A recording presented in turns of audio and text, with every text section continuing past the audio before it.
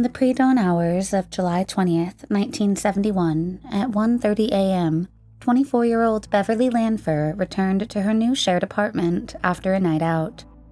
She had been enjoying the late-night revelers in the tight-knit and bustling college town of Burlington, Vermont, and was ready to turn in for the night. The first thing she noticed upon her arrival home was that the door to their shared bedroom, newly unpacked and decorated from the move, was now ajar. Beverly was certain she had closed it so as not to disturb her sleeping roommate, 24-year-old Rita Curran, a second-grade teacher at Milton Elementary School, who was enjoying her summer break. As this was Rita's first foray into living independently from her parents, she turned down her 3 other roommates' earlier invitations to party at the local bars, and Beverly wanted to let her rest. Upon entering their bedroom, Beverly was shocked to find her roommate unconscious on the floor, her face battered and her body already bruised. Immediately, Beverly called out to the 2 other housemates, who were already home at the time but naive to any wrongdoing in the apartment's second bedroom. Beverly did not phone the police right away, as the universal go-to phone number of 911 had only become standardized as the American public's main emergency line 3 years prior. Instead, she called the medical center emergency room via a telephone operator. When she told the nurse on the other end that she believed her roommate was deceased in their apartment, the hospital immediately connected Beverly with the local ambulance dispatch. After responding to the medical distress call, the Burlington Fire Department's ambulance crew requested police presence at 17 Brooks Avenue, as it was clear a terrible crime had taken place. Officer Richard Garrow of the Burlington Police Department responded. Alongside paramedics, the police officer confirmed that Rita was unfortunately deceased upon their arrival, and the entire apartment became not the location of a medical emergency, but that of a homicide. The officer called his lieutenant and requested more assistance. While waiting for backup, he was instructed to seal off the room from the housemates of the victim and secure the scene. Alongside Beverly, the victim's other roommates present at the scene were 19-year-old Carrie Duane and 23-year-old Paul Robinson, a couple who was dating and recently living together. Rita and her roommates resided in a 3-story apartment building, a duplex which consisted of the first-floor apartment with the address of 17 Brooks Avenue, which was entered via the left side of the building, while the second and third floor were represented by the address of 15 Brooks Avenue and contained 2 apartments accessible via the right side. Carrie and Paul had the bedroom right off the living room, and Rita and Beverly's bedroom was down the small hallway behind the other. While detectives arrived on scene to begin their official investigation, Officer Garrow stayed posted at the door until 7 a.m., at which point he was instructed to canvass the neighborhood to ascertain if anyone had heard anything. Unable to contact anyone residing on the second floor, Officer Garrow went to the third floor and spoke with 31-year-old William DeRuse and his new wife, Michelle DeRuse. Michelle told Officer Garrow that she had not heard nor seen anything and had not known something nefarious was going on until she saw the police cars. The couple stated emphatically that they had heard nothing out of the ordinary, and when questioned further, Mrs. DeRuse said that while she had been awake around 1 a.m., she had heard no unusual sounds. Her husband, William, said the same. Other witnesses in the area were interviewed, but provided no information. Police arrived soon after, and at approximately 4:20 a.m., medical examiner Dr. Harris wrote up his initial report, noting the provocative nature in which the body had been placed. Rita was discovered laying on her back, her body forming an X shape with her arms outstretched and her legs spread apart. She had sustained significant injuries to her head, particularly on the left side, which resulted in numerous cuts and contusions that were covered in dried blood. There were signs of multiple blunt force impacts to the face and head. Her hair was scattered around her head, and detectives noticed ripped hair strands present on the surrounding floor, seemingly pulled out of Rita's scalp during the attack. The medical examiner noted significant bruising on the inner parts of Rita's right and left legs, and one above her right knee. Subsequent autopsy would reveal the cause of death was asphyxia through manual strangulation. They also found recent lacerations and contusions in and around her lower half, revealing that the killer also intimately assaulted her. Toxicity reports showed no alcohol present in her system. Rita had on a buttoned housecoat, which had been torn open at the front during the struggle, resulting in the loss of some buttons, which were scattered on the floor nearby. The housecoat was cut off the body so as not to disturb the physical artifacts on the arms and hands of the victim. Rita's nightgown was completely torn from the front and was found wrapped under her shoulder and back area, while the lower part was discovered in her closet doorway. Her underwear was ripped off her body and found beneath her left leg, along with a paper bag, which was not mentioned further. Additionally, a white bedsheet, a bedspread, and an Afghan were twisted around her left leg and tucked underneath her. Police bagged the bloody bedspread and sheet, along with the handmade Afghan blanket. They found that Rita's left hand contained strands of hair, and in her right was one long strand. They also bagged the hair which was found on the floor and took a few strands from Rita's head for initial comparison. During the examination of her body, a Lark cigarette butt was found underneath Rita's right elbow. This cigarette had signs that it had been left unattended and had burnt out naturally. It was laying in a pile of its own ash. Crime scene techs later removed a portion of the flooring, which contained blood samples.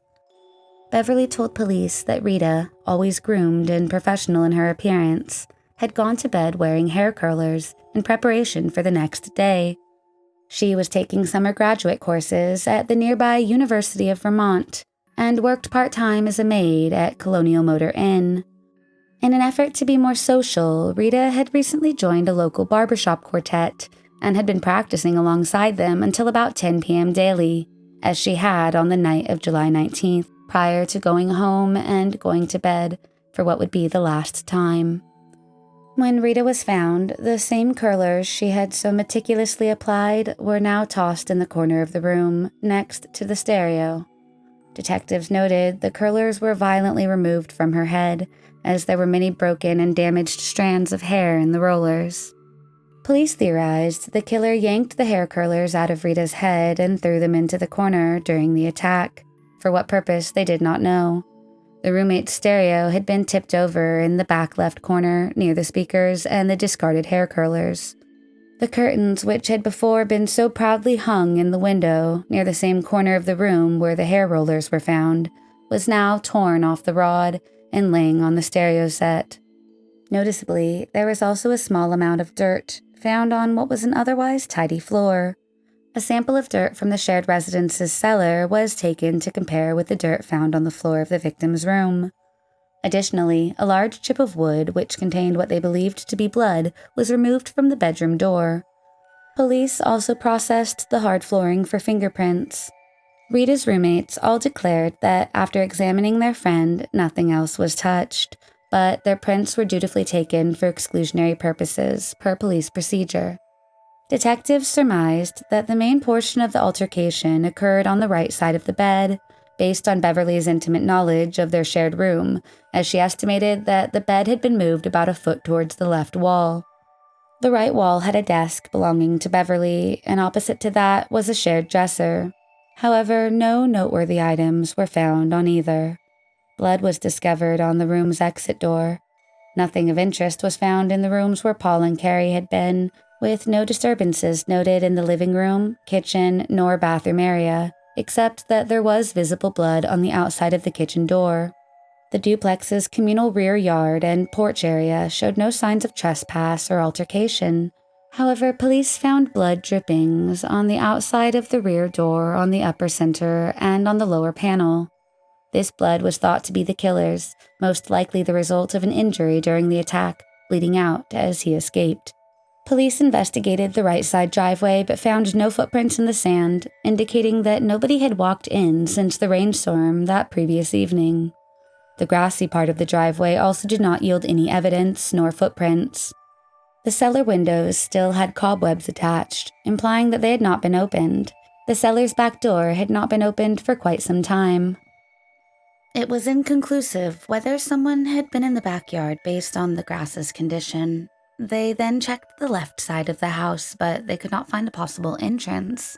The bedroom window next to the front entrance was unlocked, but very difficult to open, and police said it was an unlikely entryway for the killer to access. The back door was found closed but unlocked, and the storm door was open. Detectives observed that the shed and porch area contained a gray wastebasket that had been overturned and appeared to have been stepped on. The contents of the basket were scattered on the floor. Another wastebasket, this one white, was also present but empty. Detectives wondered if the wastebaskets had been used to peer into the windows in order to observe if the roommates were home. Around 6 a.m. that morning, while the scene was being processed, roommate Paul Robinson returned to the apartment in order to speak with detectives. He explained that he had placed the mini trash bins, which were found knocked over, out on the back porch the night prior, as he intended to empty them later. He guiltily said that he had also used the wastebasket to prop open their storm door for unknown reasons, and explained that he was concerned he had possibly provided an easier entrance for the killer. However, he went on to say that all doors to the apartment stayed unlocked, per a general agreement among the roommates.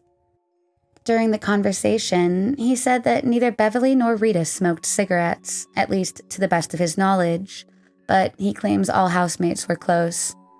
While Paul said that he and Carrie smoked Salem cigarettes, or Benson and Hodges, with the occasional Winstons thrown in, he was certain neither he nor Carrie ever smoked Lark's brand. This was a question brought up multiple times due to the unique nature of the presence of such a brand of cigarette. Detectives hoped such an anomaly would point to the attacker. When questioned about others' access to the apartment, Paul admitted that it was vulnerable due to the fact that the chain lock on the front door was broken and had been for some time. He admitted all of this freely and with obvious passion and concern for their own habits being possibly to blame for the security breach. Detectives questioned Paul in regards to more details about him and his girlfriend's previous activities, and after a while he was released without further interrogation, as his story lined up with his signed statement and with the statements of the other roommates, who were interviewed separately per police procedure, which dictates suspects must not be questioned together in order to avoid collaborative deceit. Carrie said Paul picked her up from work at 7:30 p.m. that night, after which they drove around for a bit, returning home to change clothes before leaving again at approximately 8:50 p.m. to have dinner at Harbor Hideaway. From that bar, they phoned Rita's roommate, Beverly, at around 11:15 p.m., inviting her to come for a drink. According to Beverly, Rita was in their shared room, sleeping at the time, so Beverly left without waking her and went to go to the bar with the others. Beverly then left the apartment at 11:20 p.m. She was the last person to see Rita alive. About 1 hour after Beverly arrived at Harbor Hideaway, Paul said that he was tired and he and Carrie left the bar to go sleep at home, arriving back at the apartment at approximately 12:30 a.m. They recall sitting in the living room a while before heading to their bedroom to sleep for the night. They said they did not notice anything amiss, but did notice that the door to Rita and Beverly's room was open about 12 inches or so. Beverly says she definitely closed the door on her way out, as Rita was sleeping and she wanted to be courteous. Such a timeline led investigators to conclude that Rita was murdered sometime within the 70-minute window between Beverly leaving and Paul and Carrie arriving back home, roughly between 11:20 p.m. and 12:30 a.m. Detectives said that the roommates' comings and goings were organic in nature. Therefore, there was no plans in which the killer could use to trap Rita. The time frame between Rita being left alone and Paul and Carrie returning home being only 70 minutes made it improbable that the suspect happened to stumble upon the victim by chance. They thought it more likely that the perpetrator lived nearby and had knowledge of the residents' routines and vehicles, thereby enabling the monitoring of who was coming and going. Detectives believed the culprit was someone Rita knew and looked into all the men mentioned in the original reports, however tenuous the connection.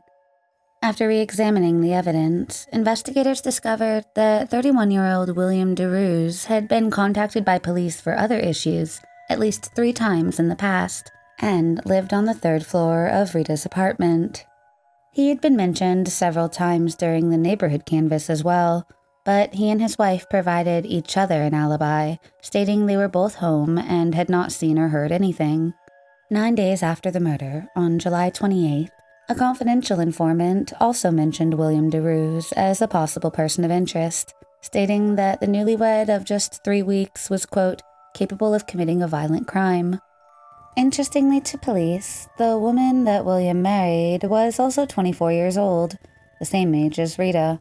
And while the two women had had no history of contact, police decided to look further into the husband. But despite the accusation by the informant and the close proximity of William to the scene, investigators could find no evidence linking him to the scene of the crime. Blood analysis and DNA profiling was not brought into investigatory efforts until 1980, and without hard incriminating artifacts, William was never formally investigated as a person of interest. The case would soon grow cold. More than 4 decades later, a group of cold case investigators reopened Rita's murder in hopes of utilizing new DNA technology to find a possible suspect. As is becoming increasingly common, artifacts judiciously preserved for future generations to decode and decipher became the evidence that would eventually lead to the killer himself. Because of the expensive nature of the tests needed to isolate and codify the crime scene artifacts, the task force needed to divide the physical evidence into 2 groups. Group 1 being items most likely to provide DNA results. Such promising evidence included 2 cloth drawstrings from the housecoat Rita had on during and after the attack, a piece of linoleum with blood smears, Rita's underwear, part of the nightgown, the housecoat, and 2 pieces of wood. Group 2 contained items which were less likely to provide a complete suspect DNA profile, mainly the hair curlers and the rest of the bedding. And while the blood samples left in 1971 were too mixed and degraded from which to make profiles, the unique presence of the used Lark cigarette would prove to be the break detectives needed. In 2014, samples of the cigarette butt, fingernail scrapings, and bodily fluid slides obtained during Rita's autopsy were sent to the New York City office of the Chief Medical Examiner for DNA analysis. Towards the end of October of 2014, cold case investigators received a report stating that a male DNA profile had been retrieved from the cigarette butt. It came back as suitable for comparison and was entered into the SDIS, the NDIS, and OCME's databases. The New York office of the Chief Medical Examiner confirmed that it had been entered into the CODIS system as well. 4 of the 8 slides that had been tested contained an insufficient DNA concentration for testing. The fingernail scrapings were not tested for undisclosed reasons, possibly financial. Finally, in 2019, the reinvestigation into what was now an almost 50-year-old cold case got another lead. Based on witness statements in the case file follow-up, detectives decided that, given his proximity to the crime and shaky alibi, William DeRuse should be added to the pool of suspects, with which they could compare DNA samples taken from the cigarette butt. With the known DNA profile now in hand, a long list of suspects were compared and ruled out by either direct or familial comparison, or utilizing CODIS exclusion. The cigarette sample was also compared to Paul Robinson, Rita's roommate, and first responders on the scene before the first detective arrived. All were excluded. The DNA profile made from the cigarette that was found under Rita's arm was even run against Ted Bundy. While Bundy's MO did not match that of Rita's indoor attack, the unrelenting grip he had on American women in the 1970s could not be ignored. And for years it was theorized by some that Rita was an early victim of his. Rita's sister even wrote a letter to Florida's death row, where Bundy was being held, asking if he killed her sister. In response, the FBI informed her that Bundy had declined to confirm nor deny his culpability. Later, in 1989, Bundy, on the eve of his execution when questioned by FBI agents, completely denied his involvement in her case, and his DNA was later compared to the profile from Rita's bedroom with no match. The cold case detectives worked with leading genome sequencing company DNA Labs in order to create the profile from the cigarette butt, and in 2022, the cigarette butt and the subsequent DNA profile was sent to Parabon Nano Labs, where it was successfully sequenced and submitted into Family Tree DNA and GEDmatch for genetic genealogy forensics. In August of 2022, Parabon Nano Lab representatives asked for a list of suspects that had not been ruled out, And due to the revelations gleaned from the 2019 investigation update, William DeRuse was on that list. His family's genetic background was compared to the sample. The results came back that there was a high confidence match associated with Rita's then upstairs neighbor, with genetic matches on both the maternal and paternal sides of his family. The team was eventually able to further test the DNA against living half-brother Douglas McGinty in order to confirm familial relation. The confirmation came back as 100% certainty. Investigators re-interviewed the surviving roommates to determine if they knew either William or his wife Michelle at the time. While Paul and Carrie were located and recalled no significant interactions with the upstairs neighbor, police were sad to find that Beverly Lanfer had since passed away and never learned of new case developments. In September of 2022, detectives flew to Oregon to meet with William's then wife, who at the time of the crime went by her legal name Michelle, but has since changed her name to Kailas Nagarjuan. Now in her mid-70s, she recalled that she and William had met in 1970, less than 2 years before the murder. She admitted she didn't know as much about her husband as she should have, but recalls that he disclosed he had previously gone to jail twice in California, with the longest stint being for armed robbery, for which he served 2 to 3 years. The couple married just 2 weeks prior to the murder in their downstairs neighbor's home.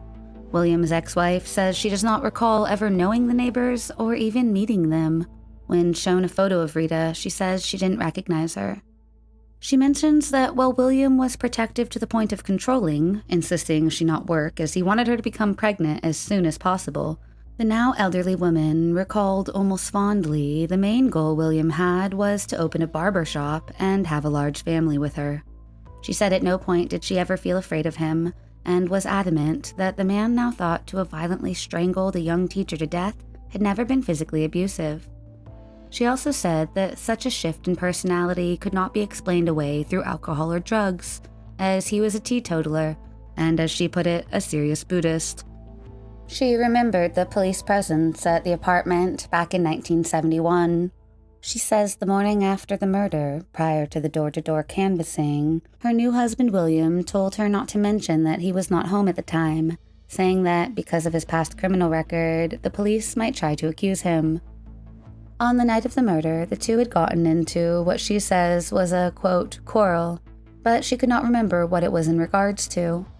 She admitted, contrary to her initial and enduring official statement, that actually her then-husband had left their apartment for a brief period within a window of time when Rita's roommates were also gone. She recalls William went out for what he said was a, quote, cool-down walk, but after he returned, he told his wife not to say he had been out at all, as he said police would, quote, go after him due to his criminal history.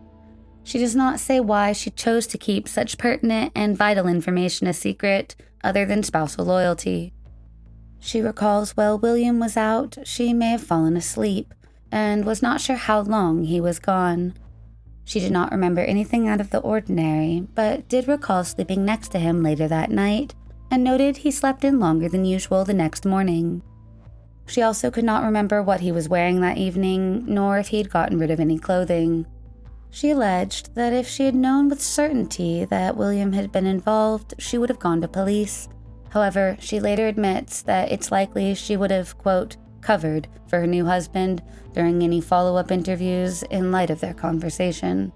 She admits that the thought did cross her mind that her new husband could have committed the heinous crime, but she says she never asked him directly and figured he had no reason to have done it. She said that he did smoke, she did not, but she could not recall the brand. A short time after the murder, William abruptly moved to Thailand. The couple had an understanding that they would together move to Thailand in the future, and when asked why William did so without her, the ex-wife seemed confused and suggested maybe they did not have enough money. Critics of her blissful ignorance say that she should have put 2 and 2 together, as she was already suspicious of his nighttime walk, and that, coupled with his departure from the country, should have raised red flags. She says she later followed William to Thailand around March of 1972, roughly 10 months after the murder, She says by that time, William was a practicing Buddhist monk living at a monastery. She recalls eventually he lost his title of monk, and following the loss of his religious status, the couple embarked on a brief journey, which lasted several weeks. Eventually, William was readmitted as a monk, and his wife became a nun, which then caused their marriage to end on account of the strict regulations about relationships. William solicited financial help from her in his subsequent travels, but she rejected the request, resulting in no further communication nor encounters. As she could not obtain William's signature for their divorce documents, she sought the assistance of a divorce attorney to finalize the matter, and they were declared divorced in absentia. At the close of the interview, she reiterated to detectives that she could not recall ever having a conversation with her neighbors, let alone them entering her apartment. Upon being shown pictures of Rita and her roommates from the time period of the murder, she then became, as detectives said, quote, very emotional. Investigators then flew to Colorado to meet with William DeRue's third wife, Sarah Hepting, alongside her current husband. Sarah recalls she relocated to San Francisco, California in July of 1974, 3 years after Rita's murder, where she first met William DeRue's. Ironically, he was her neighbor in her apartment complex, and he demonstrated an interest in her. Although he had mentioned being previously married and visiting Thailand, he never disclosed the reasons for his departure, nor did he talk about his family background or if he had children. Sarah says they both identified as, quote, hippies. They married on November 19, 1974, but Sarah admitted to feeling insecure and uncertain about the exclusivity of their relationship at the time. Sarah described William as generally mild-mannered, but she recounted a few alarming incidents. For instance, during a visit by a mutual acquaintance, William unexpectedly produced a large pocket knife and stabbed the individual in the side without any provocation. Sarah took the injured party to the hospital, and William was subsequently arrested. The following day, he returned home and acted as if nothing had happened. He even inquired whether he had stabbed Sarah, to which she responded in the negative, revealing instead that he had stabbed their friend. They never discussed the incident further, and William exhibited no remorse. In another instance, he had nearly strangled Sarah into unconsciousness while they were drinking. Sarah could not recall the origins of their fight. At some point in 1976, William obtained an AR-15, and Sarah believed he was apprehended by, quote, the feds for such an acquisition, resulting in his absence for approximately 1 week. However, William never discussed the incident with her, just like the previous ones. Sarah had no recollection of him ever mentioning living in Vermont. While he was unpredictable, she says she was attracted to him because he was a highly influential, quote, guru, who possessed the ability to wield power over people. Sarah recollected that William smoked cigarettes but could not recall the brand. She admitted that they partook in the occasional partying, but financial constraints prevented them from purchasing hard drugs. She also mentions that William consumed a great deal of alcohol within their relationship and speculated that he also took Thorazine regularly. Thorazine is a medication used to treat certain mental health conditions in adults. It can help people who are experiencing symptoms such as agitation, hallucinations, or delusions. Thorazine works by changing the balance of chemicals in the brain to help improve a person's mental state. However, improper dosing could result in the opposite happening, leading William to make brash and illogical decisions. In 1978, Sarah caught William engaging in infidelity and subsequently left him.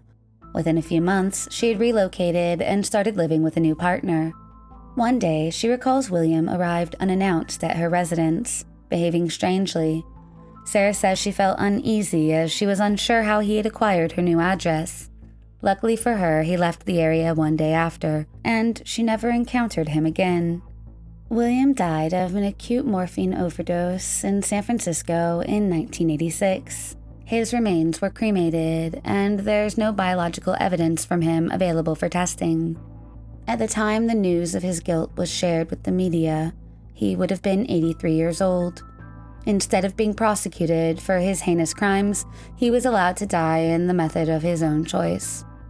While Rita's friends and remaining family would have preferred justice to prevail in a courtroom, They understand that such answers are often not even afforded to family members due to the exclusivity of forensic genetic testing, and are therefore grateful for the closure provided by the cold case detectives, who relentlessly searched for answers even decades later.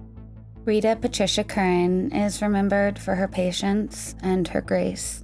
Students and colleagues alike cite her as a consummate teacher, one who was always willing to help others. Born in the summer of 1947 and taken from the world too soon in the summer of 1971, Rita would have been 76 at the time her killer's name was finally announced in late February of 2023. Vermont's oldest cold case was closed after more than 5 decades. In these uncertain times, a special thanks to all of our patrons for their continued support. You can find us on Patreon at patreon.com/Merc07 or just search Patreon Merc.